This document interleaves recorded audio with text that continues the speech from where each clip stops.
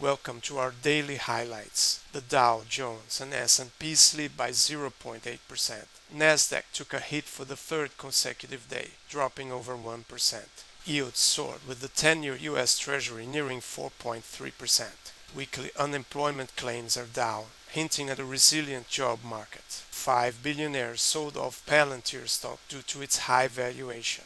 Applied Materials projects strong Q4 sales, driven by AI and internet devices despite some challenges. CVS stock fell over 8% as Blue Shield of California considers reducing its dependence on CVS in favor of Amazon and Mark Cuban's drug firm. See our data analysis of these stocks on our today's case study of the Wall Street Insider report.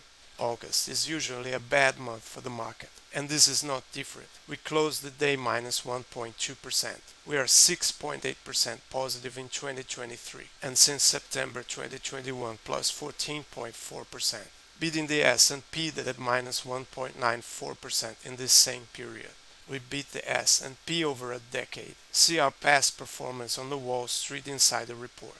If you like our updates, consider subscribing to the Wall Street Insider Report and join our community of global investors in 20 countries who are demystifying the market cycle and investing smarter in Wall Street.